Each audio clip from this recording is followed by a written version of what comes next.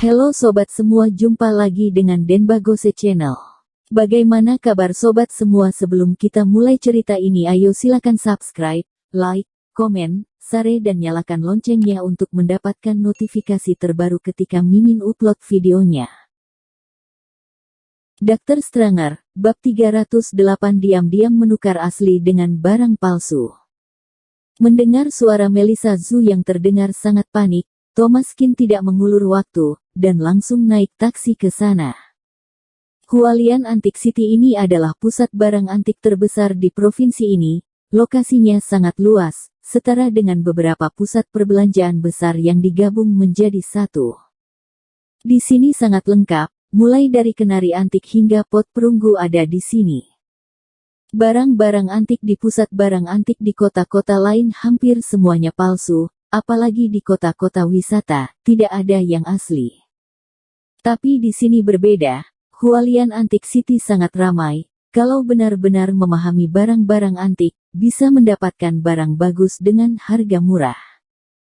Di setiap toko juga ada banyak barang asli, tapi barang asli jauh lebih mahal, dan harganya hampir sama dengan harga pasaran. Jadi meskipun kamu membelinya, kamu tidak akan menghasilkan uang, palingan hanya bisa dijadikan barang koleksi.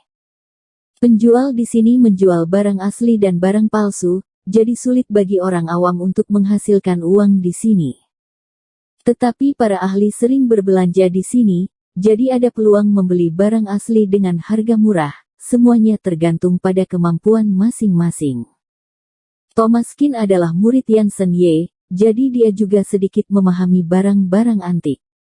Gurunya menyukai giok-giok antik, jadi dia juga terimbas dan cukup ahli dalam hal ini.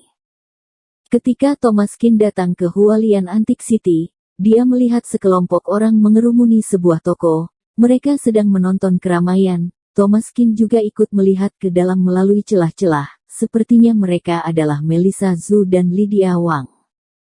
Dengan susah payah akhirnya dia berhasil masuk. Dia melihat Lydia Wang sedang memegang vas sambil berdebat dengan seorang pria yang kelihatannya licik. "Apa maksudmu? Aku sudah memberimu uang, tapi kamu malah memberikan barang palsu. Bukankah ini sama dengan kamu menipuku?" Bos itu mencibir, "Nona, kamu tidak boleh bicara sembarangan. Saat kamu membelinya, aku tidak mengatakan ini adalah barang antik dari dinasti apa. Kamu sendiri yang memilihnya, kenapa jadi mengatakan aku menipumu?" Kamu. Penonton di sekitar juga melihatnya, kenyataannya memang seperti itu. Bos ini tidak pernah bilang yang dia jual adalah barang antik, dia bilang itu vas biasa. Lydia Wang sendiri yang bilang itu adalah vas warisan keluarga kerajaan dinasti Ming, jadi dia langsung membuka harga 1 juta yuan. 1 juta yuan adalah harga yang relatif murah. Kalau vas itu benar-benar berasal dari dinasti Ming, dan benar-benar milik keluarga kerajaan, maka itu pasti akan sangat berharga, dan harganya pasti 5 kali lipat. Jadi saat Lydia Wang melihat vas yang sangat berharga ini, dia tidak berpikir panjang dan langsung membayarnya. Meskipun 1 juta yuan bukan uang yang sedikit, tapi Lydia Wang cukup yakin. Dia tahu sedikit tentang barang antik. Kebetulan dia pernah mendengar para ahli membahas vas kerajaan dinasti Ming ini, karena itulah dia sangat yakin. Alhasil, setelah memberikan uang dan menggesek kartunya, vas yang dia dapatkan bukan vas tadi, tapi barang yang palsu. Lydia Wang sangat tidak terima, jadi dia marah-marah di sini. Tak lama beberapa pria mengerumuninya. Melissa Zhu sedikit takut, jadi dia menelepon Thomaskin untuk meminta bantuan. Melihat kedatangan Thomaskin, Lydia Wang menjadi semakin arogan. "Jangan banyak omong kosong, vas yang aku lihat tadi bukan vas ini. Kamu diam-diam menukar barang yang aku inginkan dengan barang palsu kan? Kalau kamu tidak menukarnya kembali, percaya atau tidak aku menghancurkan tokomu." Bos itu mendengus dengan dingin, "Menghancurkan tokoku? Berani sekali. Aku katakan padamu di Hualian Antique City ini tidak ada kamera CCTV, kamu sama sekali tidak punya bukti untuk membuktikan ucapanmu. Ada begitu banyak orang yang melihat, aku menyerahkan barang dan kamu menyerahkan uang secara bersamaan. Ini adalah peraturan di sini. Kalau kamu berani membuat kerusuhan, aku akan memanggil polisi.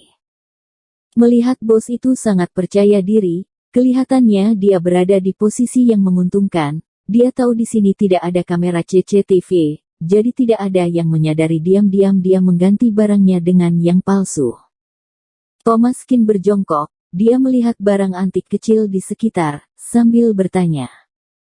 Bos, aku membeli vas palsu ini seharga 1 juta yuan, kalau kamu memberikan hadiah kepadaku tidak keterlaluan kan?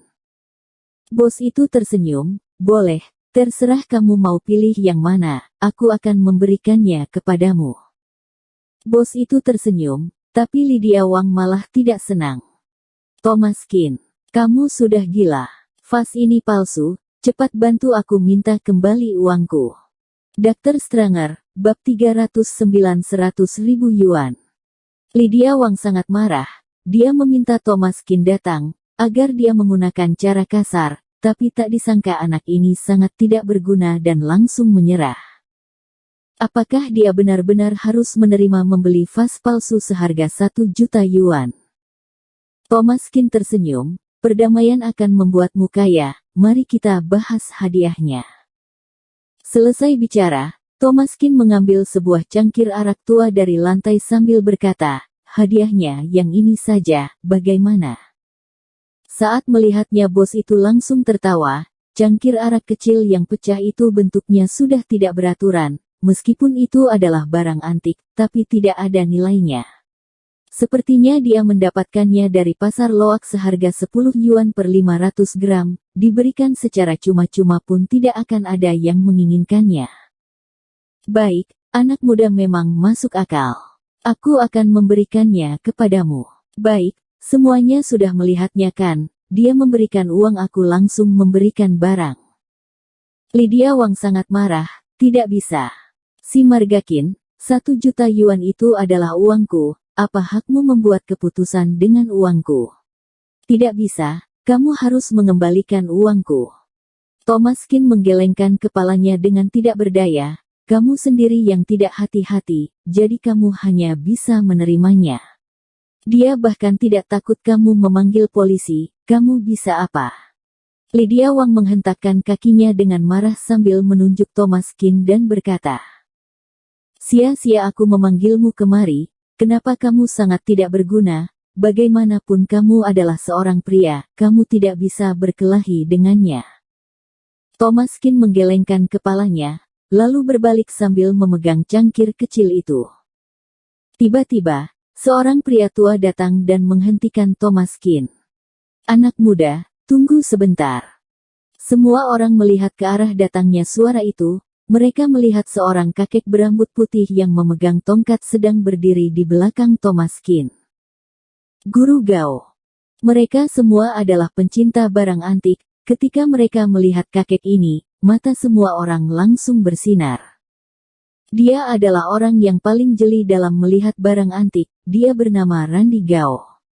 Dia adalah pakar barang antik, dalam hal menilai barang, bisa dikatakan tidak ada yang bisa menandinginya, dia adalah orang yang berkredibilitas paling tinggi di Hualian Antique City, banyak orang yang percaya padanya.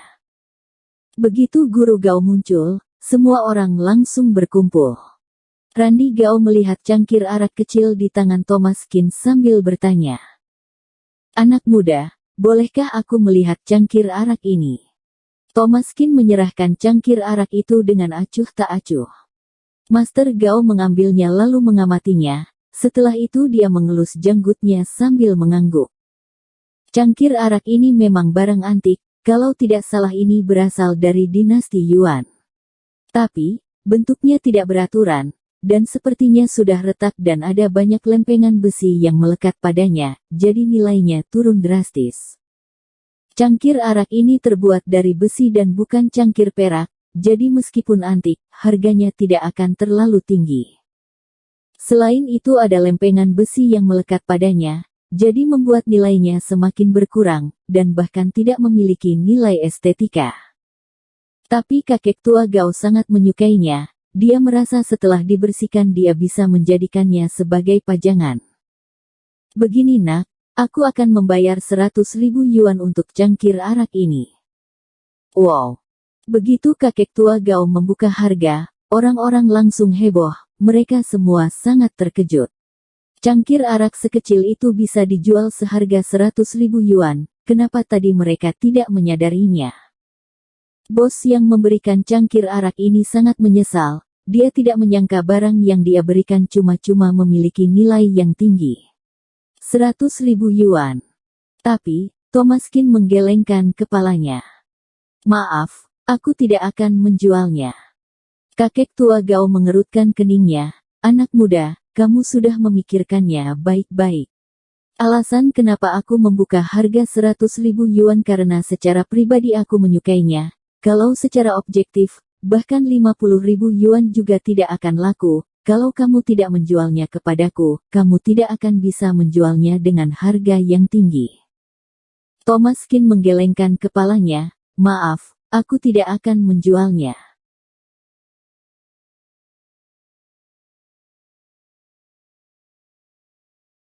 Bersambung. Terima kasih kepada kalian yang telah menonton video ini. Jangan lupa tekan tombol subscribe-nya dan nyalakan notifikasinya untuk mendapatkan video-video seru lainnya dari channel Denbagose.